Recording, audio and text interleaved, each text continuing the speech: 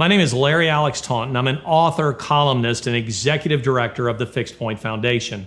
In the mid-1990s, when I was a graduate student studying history, specifically European history, Russian history, and Marxism, people would say to me that this was a dead end. I mean, the Berlin Wall had fallen by this time. The Soviet Union had collapsed. And yet, here we are now seeing Marxism infiltrate segments of our own society. So I thought it might be helpful to explain to you what Marxism is. What is Marxism? Prussian political theorist and revolutionary Karl Marx didn't invent the idea of socialism any more than Planned Parenthood invented abortion, but each put their own evil stamp on these practices. Socialism, which may be loosely defined as the equitable redistribution of wealth, has no absolute beginning. Marxism is Marx's particular variation on the theme. His contributions to socialism were chiefly in systematizing it, popularizing it, and militarizing it. Just as Darwin saw in guided biological processes at work in natural history, Marx likewise believed that impersonal economic forces were driving human history. History would move irresistibly from one economic stage to another until it reached the utopian socialist stage called communism. Marx called these mysterious evolutionary forces of history dialectical materialism. To help these forces along, Marx declared that workers of the world must unite and overthrow the ruling classes in violent revolution. But such revolts were few in number and were easily defeated by their respective governments. And Marx, who was rightly seen as an instigator, was expelled from half the countries of Europe. In 1849, he moved to London. There he found a labor force that had been calling for socialism in one form or another long before anyone had ever heard of Karl Marx. Full of revolutionary fire, Marx preached his famous message of bloody revolution in the expectation that the laborers, called proletarians in Marx speak, would rise up and burn the country to the ground. But it didn't happen. British laborers, though receptive to Marx on many levels, were largely uninterested in Marxism. It wasn't that socialism had no appeal to them. It did. Rather, they rejected the violence Marx demanded. They hoped to achieve their goals via democratic means. They had good reason to be hopeful. A series of parliamentary reform measures saw both improved working conditions and the expansion of the electorate. Furthermore, a robust, Bible-centered Christianity flourished in Britain in a way it simply did not in continental Europe. When asked the name of the person he most detested, Marx's equally fanatical colleague, Friedrich Engels, said, Spurgeon. This was a telling reference to the great Baptist preacher Charles Spurgeon, who regularly drew London audiences of more than 10,000. Royalty and proletarians alike were drawn to his straightforward messages of forgiveness, hope, and meaning to be found in the person of Jesus Christ. Engels well understood that a people who possess these things do not, as a rule, overthrow governments. But it wasn't just Spurgeon. This was also the Britain of William Booth's juggernaut, the Salvation Army, which pioneered large-scale Christian benevolence. The Christian faith of the working class went far to satisfy the needs of the soul. These simply were not a people possessed of the revolutionary spirit that Marx demanded. Embittered, Marx broke with socialists in Britain while continuing to predict a workers' uprising in the industrialized countries of the West until his death in 1883. But it didn't happen. Enter Italian Marxist Antonio Gramsci. Marx's prediction of revolution led to disillusionment among subsequent Marxists who awaited that day the way Heaven's Gate cult members awaited the Hale-Bopp comet.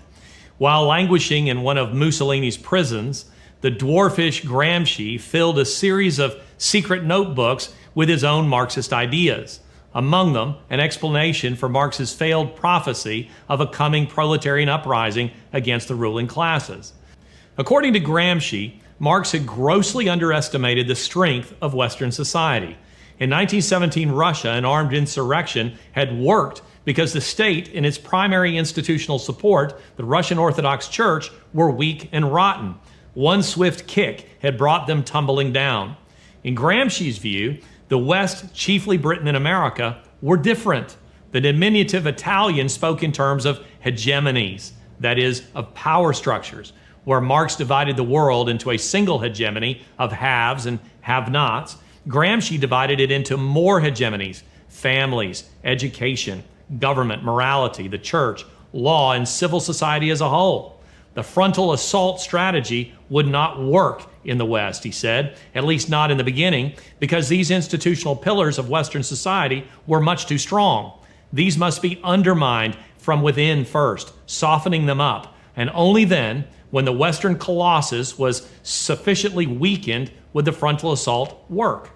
Gramsci's strategy was, in effect, that of the Trojan horse.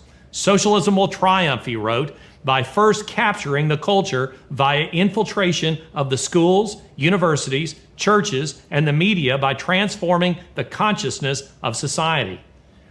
The Trojan horse approach is called cultural Marxism. Subvert families, traditional morality, and the touchstones of national identity, and penetrate educational institutions, the church, and the legal system, and eventually that country will fall like a ripe fruit into the hands of Marxists.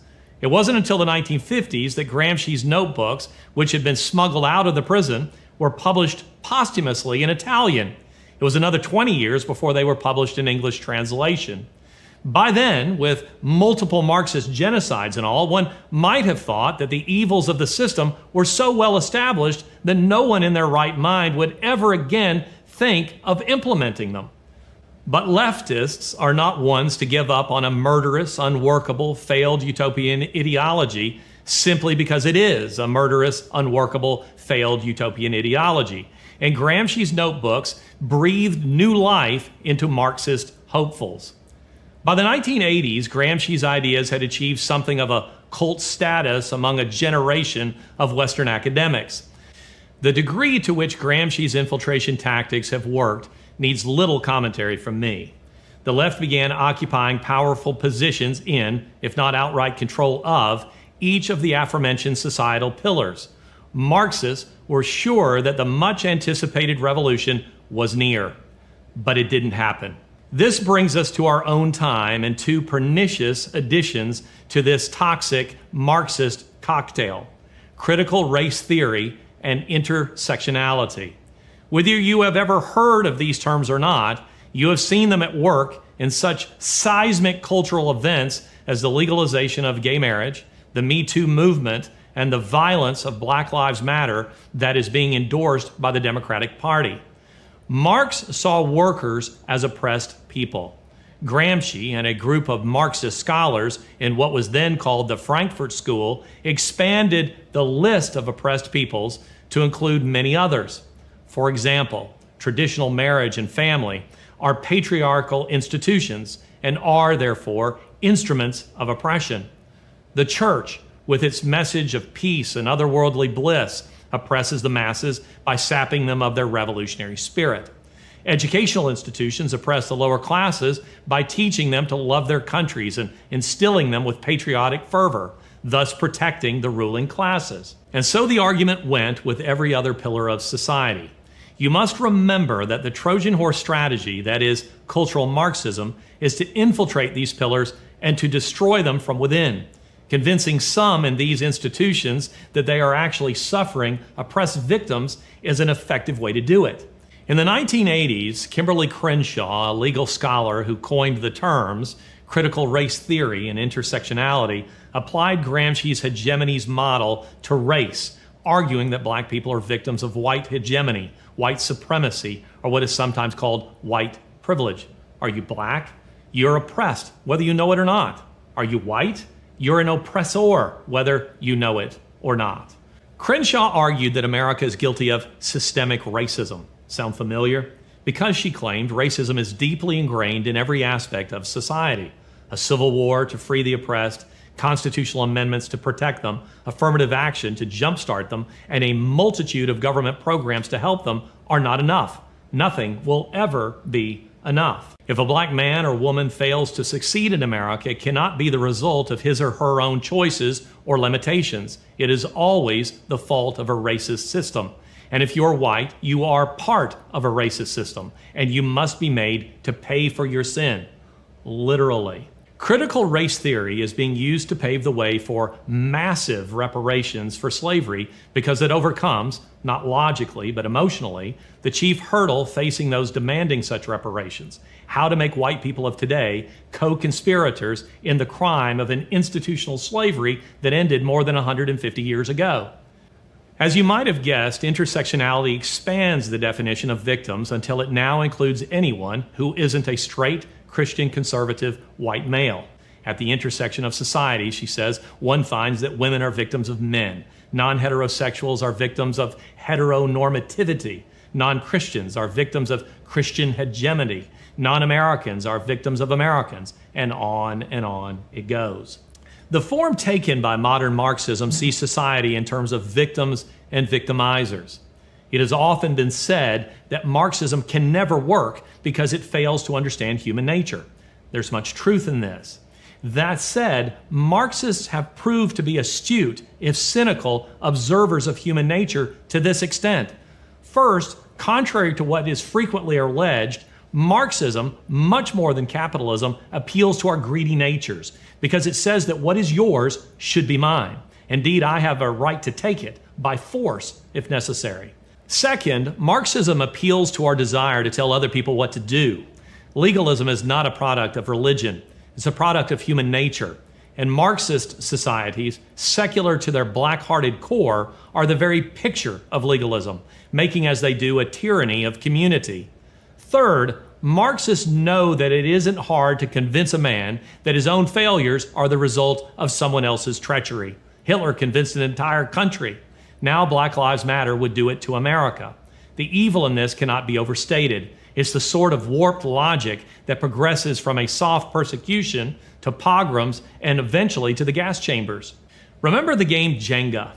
Players remove wooden blocks from a tower until the integrity of the structure is compromised and it collapses. Every step in the ideological genealogy of Black Lives Matter is designed to remove those blocks that support government and society, religion, tradition, patriotism, education, and so on, until a tipping point is reached and a Marxist seizure of power is possible. It's a tried and true formula. Just look at history. Dozens of lesser towers have already fallen into total Marxist ruin.